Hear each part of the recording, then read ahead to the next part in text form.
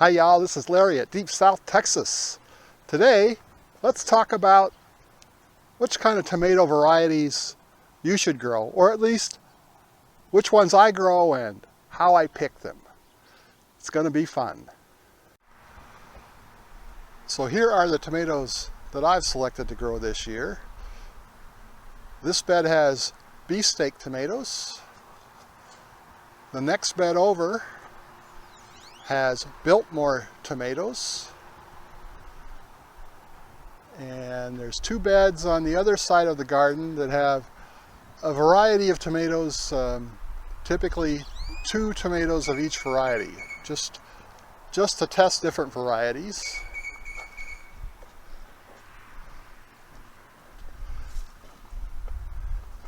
And here I have celebrity tomatoes. So I have 8 Beefsteak, 8 Biltmore, 8 celebrities, and then 2 of a bunch of other tomatoes in these beds over here.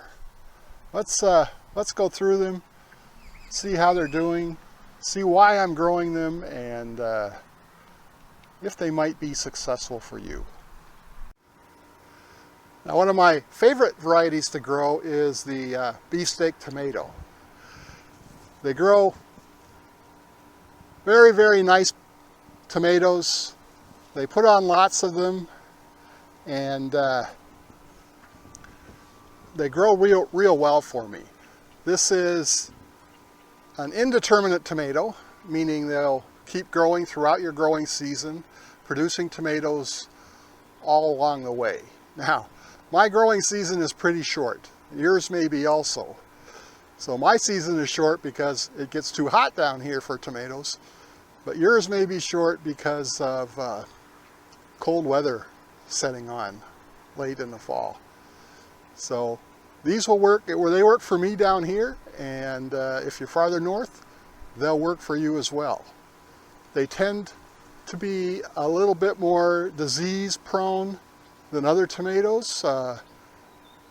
This is not a hybrid tomato, so nothing's been bred into it for disease resistance, but they produce a wonderful crop of very nice sized tomatoes throughout the year. So today is March 24th, and all the tomatoes we're going to talk about today, I started the seed on January 1st, and then I up-potted them about 3 weeks later, and then I planted them in the garden about 2 weeks after that.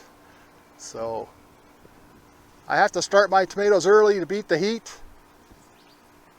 You'll certainly probably have to start yours a little bit later to beat the cold. Another favorite variety of mine are celebrities. Now this is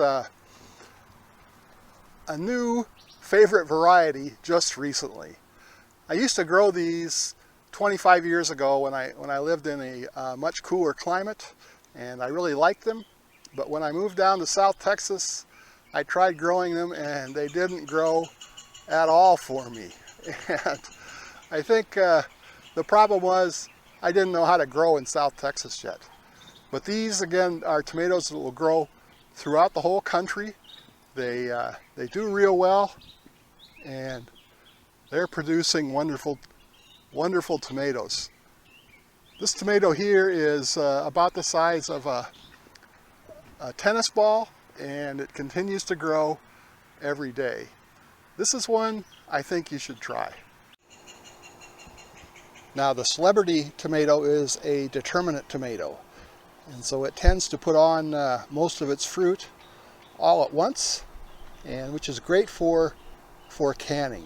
You get a lot of ripe tomatoes all at the same time. It makes it easier to can up a bunch. So about 4 years ago, I started growing Biltmore tomatoes, and they've become a real favorite. This is also a determinate tomato. It does well for me here in South Texas, but I think it would do well anywhere in the country. It produces very large, perfectly circular fruit and is wonderful as a slicer. It's a determinate tomato as well, so again, great for canning. I think the best tasting tomato is the Cherokee Purple. This is an indeterminate variety, and it doesn't tolerate our heat real well, but try to grow it. This is in the shade over here as much as I can get it to try to give it a chance to mature and get a nice harvest off of it. But it's one of the first ones to succumb to the heat that we have down here in South Texas. Again, you might have better luck with this tomato if you're farther north. And it tastes wonderful. Again, nice big tomatoes, and the top of them turn kind of purple when they're ready to harvest. The bottoms of them are still red. I have 2 of these plants growing, and am real excited about how well they're doing. The Roma is another wonderful tomato to grow. Again, I think this is a tomato that will grow through much of the gardening zones here in the U.S. I again start buying on January 1st so I can get a nice harvest before the heat gets everything. But they do well. They're really nice for canning. They're a paste tomato. This is one I think you'd be happy to try.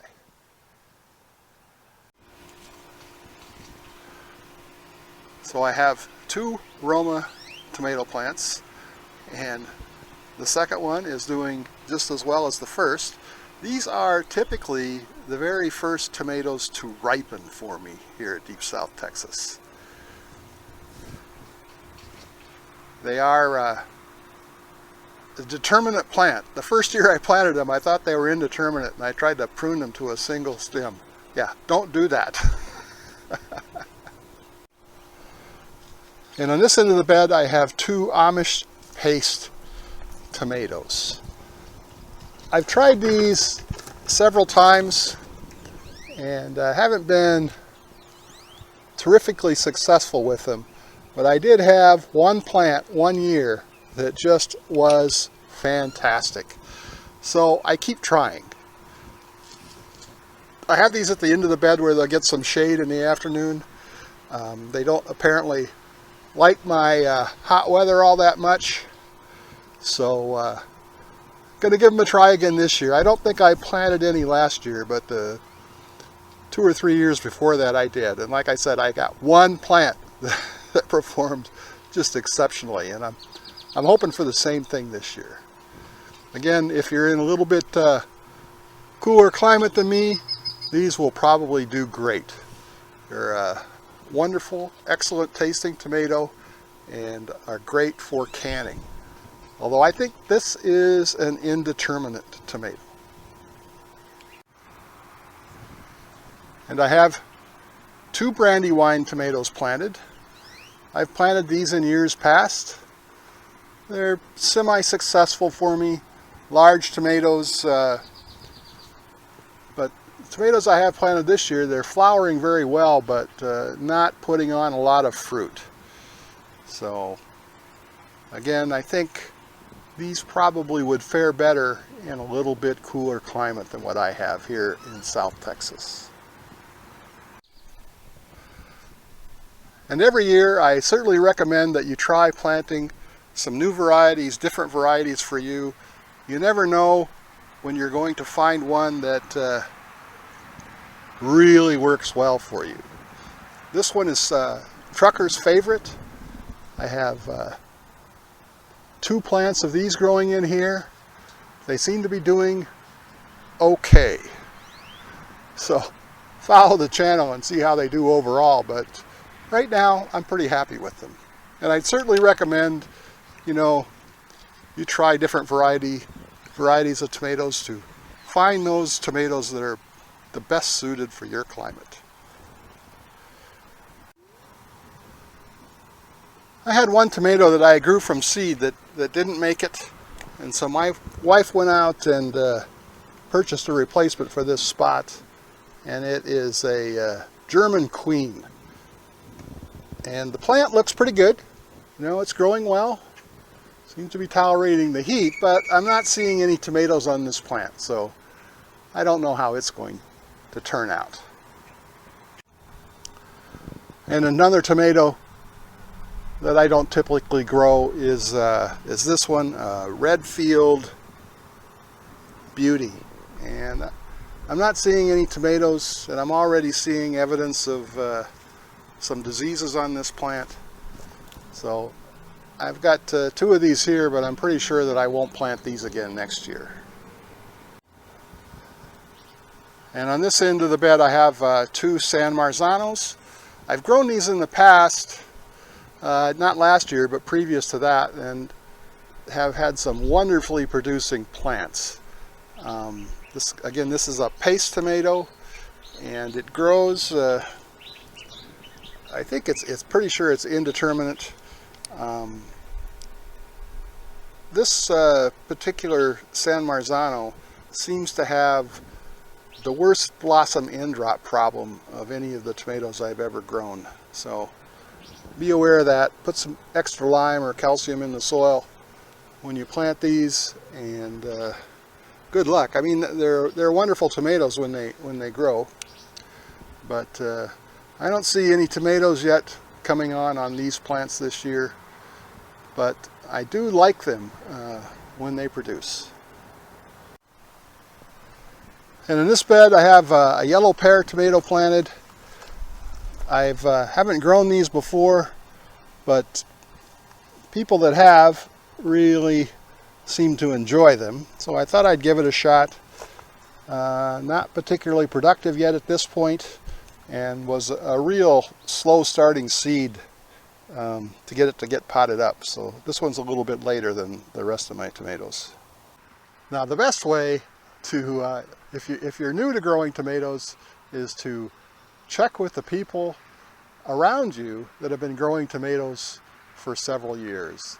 They'll have a great idea of the tomatoes that grow in your location and climate. It's hot down here. It may be cooler where you're at, and some other varieties that don't work for me might work for you very well. And people that have been growing tomatoes for a while, they'll know what works and what doesn't. So let's take just a quick peek at some of the peppers. 2 weeks ago, we had some peppers coming on, but this week it's quite different. 2 weeks ago, the Sugar Rush peach just had little nubs of peppers just starting, too small for the camera to see. Now this plant is just loaded with peppers. This is my 2nd year growing these, and I couldn't be happier with this pepper. It just does wonderful here in deep South Texas. And the Anaheim, we just had a couple peppers that were big enough to see, and now we have about a half a dozen looking good. And the Cayenne continues to produce well. Lots of peppers. None of them have started to turn red yet, but they will be pretty quickly. And I'm just starting to see some sweet peppers show up. This is a yellow bell here. And the California Wonder, I don't see any peppers yet, but we have lots of flowers. And my wheat field has really taken off. I can't hardly wait to see those amber waves of grain.